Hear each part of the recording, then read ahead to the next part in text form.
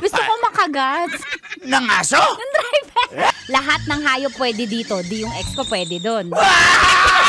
Mga poor parents dyan. Ako rich ako eh. Poor. Fur yun, fur. Fur parents. At ikaw, papayag ka ba, Tita Max? Mali yun. Kahit ikaw pet lover ka. Oo, pet lover ako, pero may tamang lugar. Kaya nga ginawa yun para sa baby, di sana dinisplay na lang for lahat ng hayop pwede dito, di yung ex ko pwede doon. Dami mong girl. Dami mong girl. Confirm? Confirm. Katuto kasi yun. Pag nilagay niyo yung hayop doon, halimbawa yung baby mo, ang mga baby sensitive sa mga balahibo. Exactly. May allergies. Ako kasi, kaya ako nainis dyan. Kasi ako, sensitive ako sa Allergy ka sa rin, mga oh. lalaking sasabihin, ikaw lang kinakausap pero marami.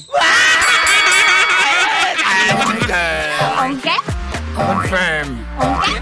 Kahit si Tita, di ba, na pet lover, disagree siya dahil for babies lang. Tama naman pamilya. Wala naman kami, hindi naman kami against doon. Tama yung pamilya, pero may tamang lugar. Tao-tao. Oh. Diba? Hayop. Pet. Hayop. Ex. Iba yung dog sa tipo. Andali, guys, maniniwala ba kayo sa sinabing motor yan. Kapaka-babaero? Ay nako, dito na nagsimula yung ano guys, yung kalungkutan, no? Pag mabisip. Dog style. Yung aso! Yung motor. Gusto ko makagat. Ng aso?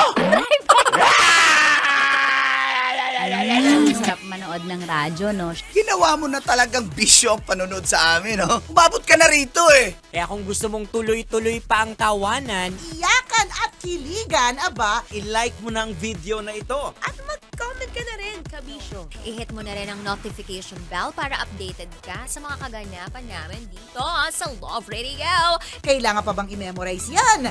Basic.